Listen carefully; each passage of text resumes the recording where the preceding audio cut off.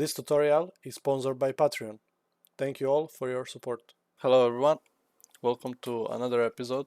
In today's episode we're gonna be covering player stats as well, so we're gonna cover thirst today. So I'm inside of my player stats project where we already made one stat, which is hunger. So we should have easy time adding thirst now, because it's almost the same. So we're gonna add the floats for start. Make it a float and call it current thirst. Compile and set current thirst to 100, and then just duplicate current thirst and make it max thirst. So Control D to duplicate. So make sure both are set to 100. Okay. So let's go to the stats, and here we have already horizontal box. I'm just gonna select a horizontal box, Control D, and now we have thirst as well. Call it a thirst, this text. I'll change color a little bit, and we can actually match the colors like we did in the bar above, something like this. Let's see when we fill it now. That's gonna be nice. Also, this thirst is gonna be wrapped inside of the save size box. As you see, it's not equal to the hunger. We don't want that. So I'm gonna make some width to be like 85, and the height can stay unchanged.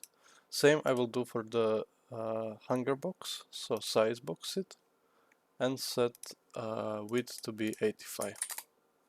So as you can see now we have the nice progress bar that's equal, right?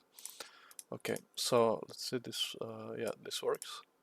So just as we created for the hunger, this thirst bar is going to be called thirst bar. So we have a hunger bar and the thirst bar. Make sure it's a variable so we can see it here. And now we can just go ahead and create custom event, another one, and this one is going to be update thirst bar.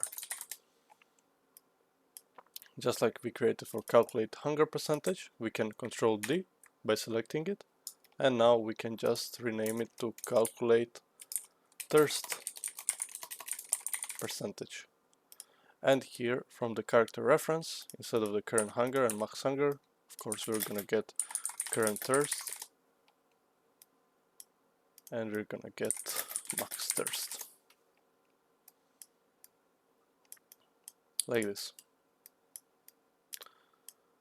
And now we're gonna set the percentage of the thirst bar that we made, so we can just pull thirst bar here and replace it, just like that. And we have our thirst percentage. So now if we go to event graph, we can basically call the thirst percentage, and this is gonna work. Great.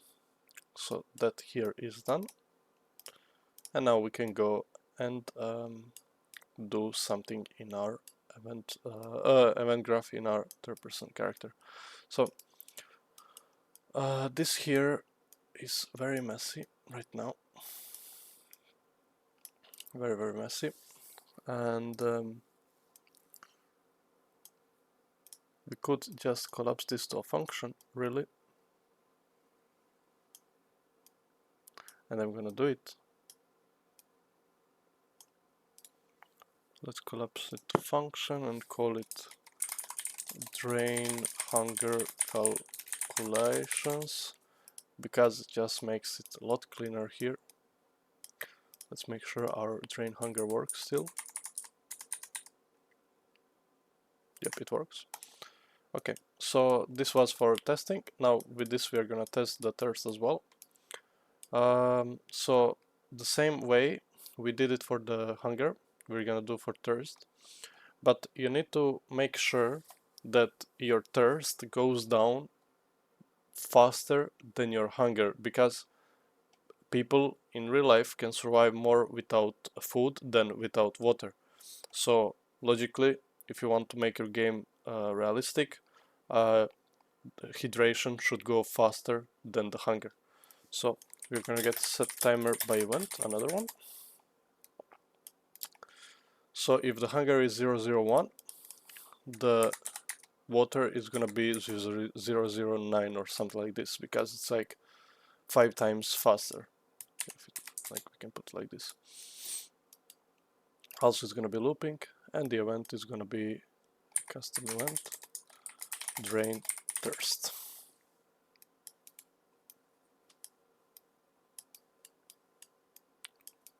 Set like this. And this drain hunger calculations is actually pretty useful for us, because we can do the drain thirst calculations as well. So just duplicate it, and now we're gonna change it. Of course, you should have this more cleaner, set it up. For me it's a little bit not clean, but just because I'm not clean with it doesn't mean you shouldn't be. So let's start from the beginning. Current hunger, we're gonna, it's just like puzzles now.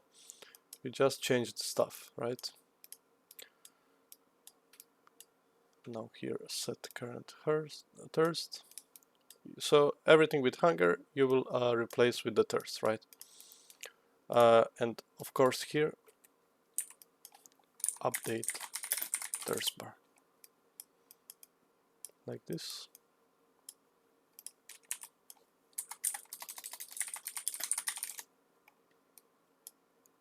Also like this, and to make it a little bit stand out, it's gonna be darker blue in our print string. So let's see how that works. Oh yeah, we need to call the drain thirst calculations here.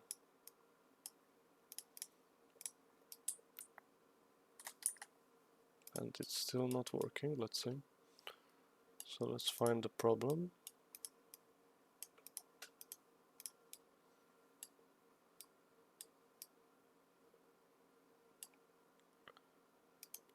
Thirst bar.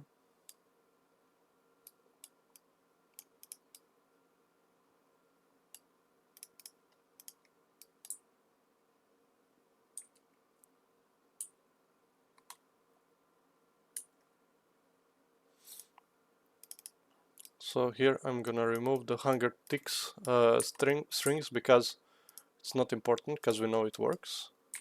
Okay, so we have a small problem with thirst. It is set to be 100 by default. Let's see, current thirst, oh, okay, sorry.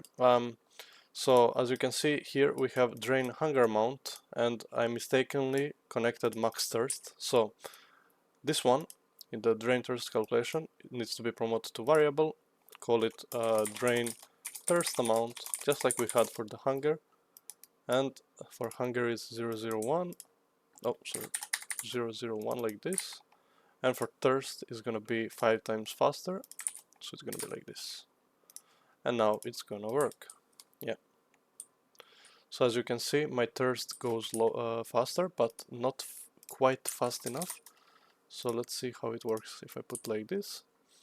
So this is the value that you need to have, the difference, because yeah, as I said, human can go more without water than without food, but but of course this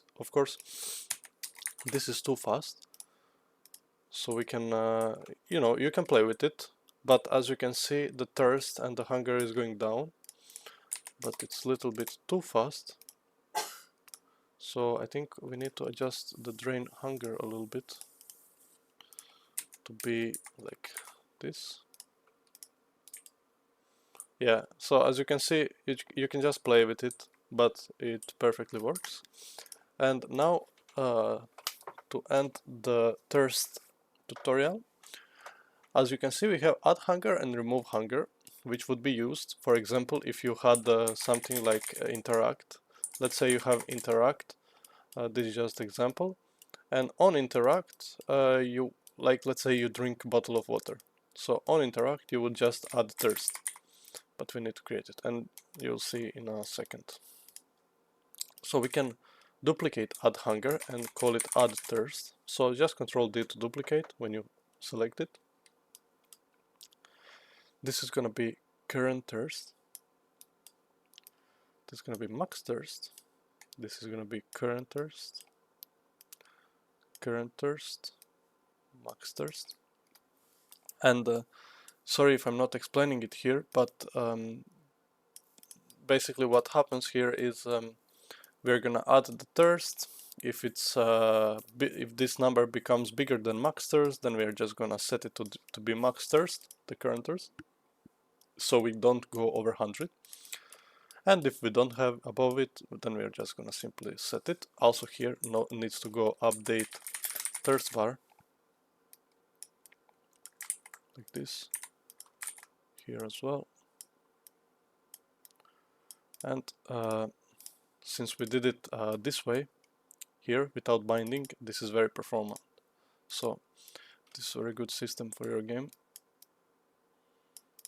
This is the add thirst, and now we can where is the remove hunger? We can duplicate it, so Control D, and remove thirst, rename. And also here everything that is current hunger we're gonna replace with current thirst,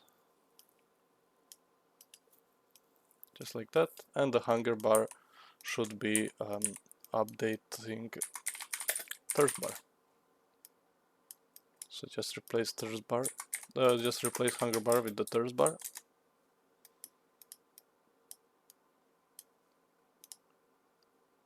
So for example, now if you would create some item, when you click right click, you have custom event for it, for example use or interact, then you would just add thirst, like 20, and this way you would get a thirst, right? So let's see if I call this interact here, you will see I'm gonna get thirst 20, and let's see, this one is gonna be remove thirst. You can also make this interact, or I mean you can just connect a custom event to remove thirst, so it's very modular to do so. Okay, so as you can see, the thirst is going down. If I press 1, it's gonna replenish, goes back to 100.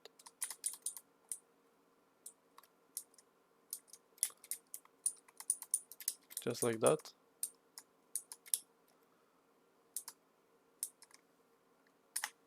And let's see,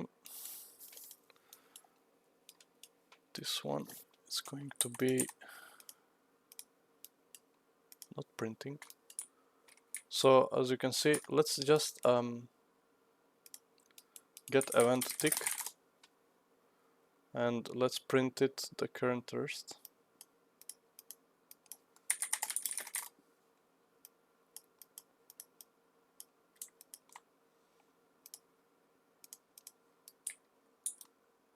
So as you can see, it's going down.